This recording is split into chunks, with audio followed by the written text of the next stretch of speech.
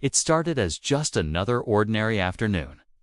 I had just come home from running errands, parked in the driveway, and walked toward my garage. Nothing unusual, nothing dramatic.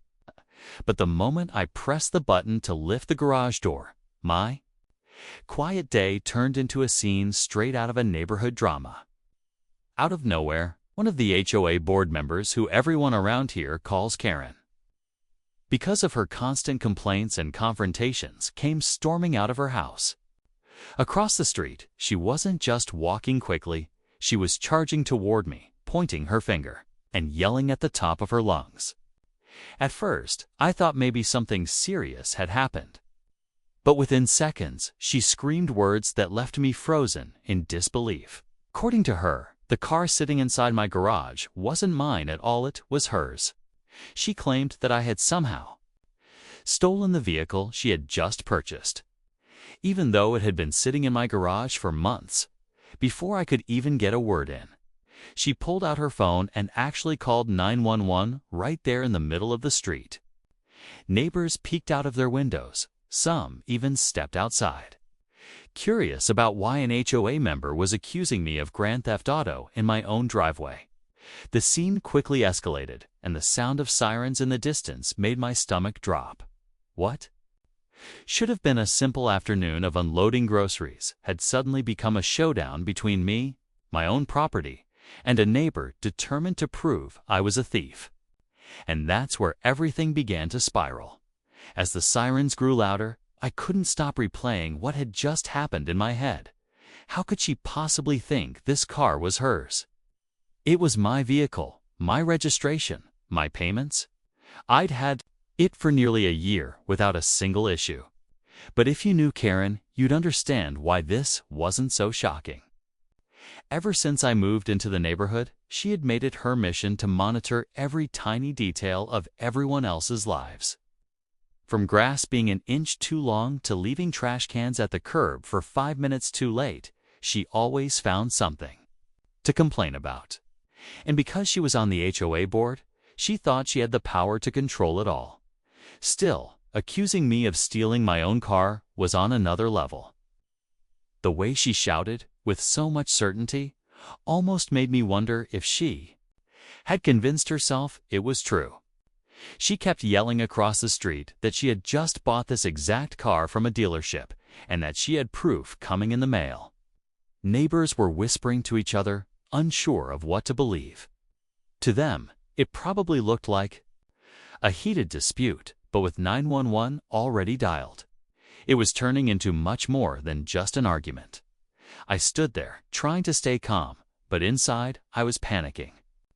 I knew once the police arrived, they would have to take the situation seriously, no matter how ridiculous it sounded. Karen, on the other hand, looked smug, as if she was moments away from catching me red-handed. I couldn't help but wonder how far was she willing to go to make this lie stick? And more importantly, how was I supposed to prove the truth once the flashing lights pulled up? The flashing red and blue lights finally turned the corner, and that's when my heart really sank. 2 patrol cars rolled up, and before I could even open my mouth, Karen sprinted toward the officers, waving her arms like she'd just uncovered the crime of the century. She pointed directly at my garage, shouting that the car inside was stolen, that she had paid for it, and that I was hiding it from her. The officers tried to calm her down, but she wouldn't stop, her voice carrying across the street so every neighbor could hear. Meanwhile, stood frozen in my driveway, trying to decide how to explain something so absurd.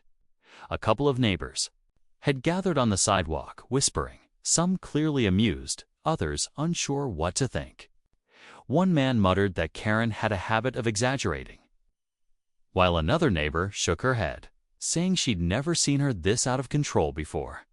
The officers finally turned to me, asking me to step forward. My pulse was racing. I knew I had the paperwork to prove the car was mine, but in that moment, could already feel the weight of suspicion hanging in the air. Karen was pacing behind them, almost grinning, like she believed she was about to win some battle she had been fighting in her head for months. The strangest part was how confident she was. It wasn't just yelling, it was as if she had convinced herself that this entire story was real. And that's what made me nervous. If she was willing to go this far in front of the police and half the neighborhood, what other tricks did she have planned to back up her claim?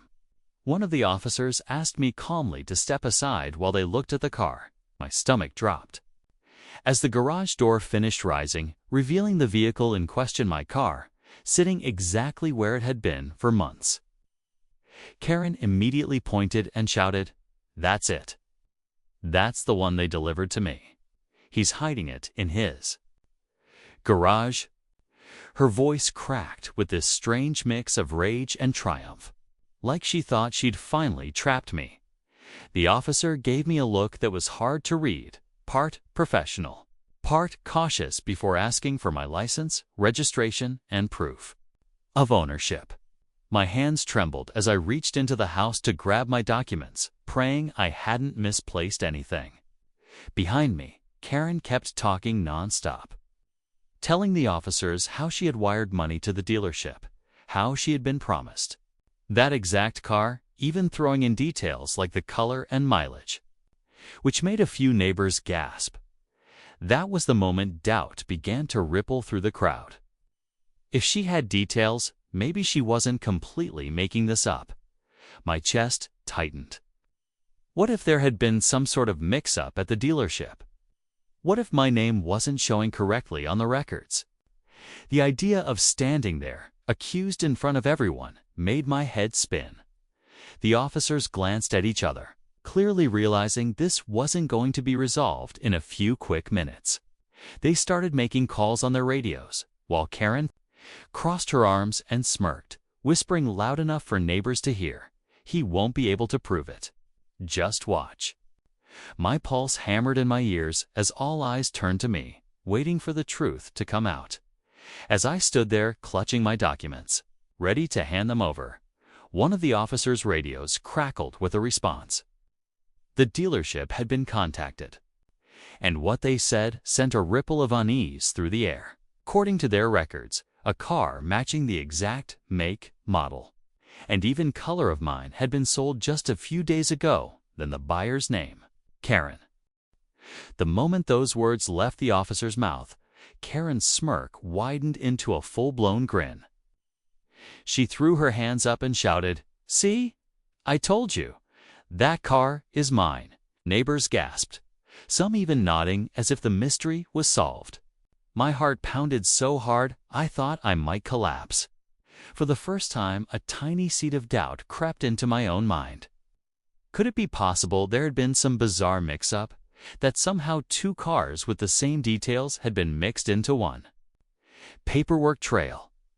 The officers turned back to me, their faces more serious now. One asked me again if I was absolutely sure about my ownership. I handed them the registration and title, my voice shaking as I insisted the car was mine and had been for months. They stepped aside to examine the documents carefully, while Karen kept circling like a vulture, loudly telling the neighbors how justice was finally on her side. But here's where things twisted even further. When the officers read the VIN number aloud over the radio, the dealership hesitated.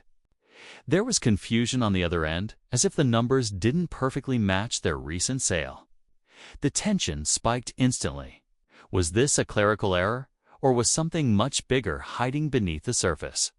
The officers leaned in as the dealership double-checked the VIN, and after a long pause, the truth finally came through the radio.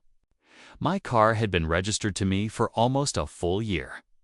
The one Karen had purchased was indeed the same make, model, and color, but it wasn't mine. Hers was still sitting on the dealership's lot, waiting to be picked up. The mix-up came from her rushing the paperwork and assuming it had already been delivered. The moment the words were confirmed, the air in the neighborhood shifted. Neighbors who had been whispering fell silent, all eyes turning to Karen. The smug grin she wore seconds ago faded into shock, then anger. She tried to argue, insisting there had to be some mistake. But the officers showed her my registration, the matching VIN, and the dated paperwork that proved beyond doubt the car belonged to me. I thought that would be the end of it, but then came the unexpected twist. One of the officers, clearly annoyed by how much chaos this had caused, asked Karen for her supposed proof of purchase. She pulled a folder from her purse, shaking as she handed it over. The officer flipped through the pages and frowned. It wasn't just dealership paperwork.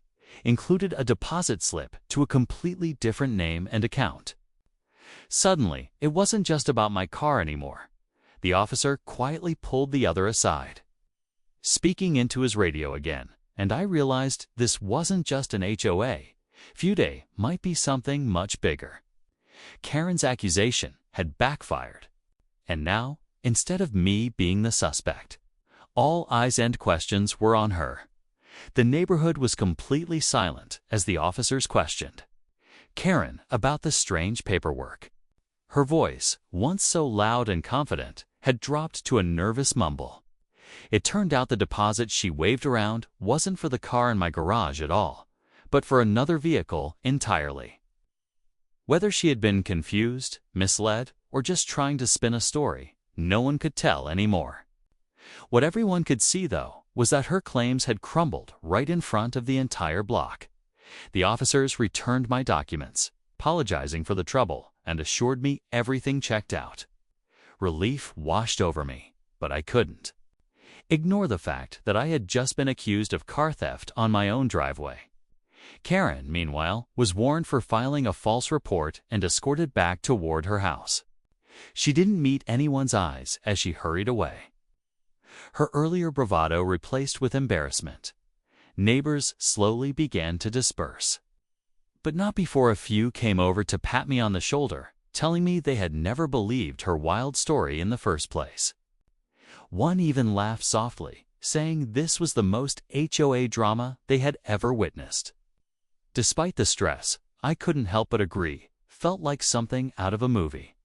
That evening, as I finally parked my car back inside the garage, I thought about how quickly an ordinary day had spiraled out of control.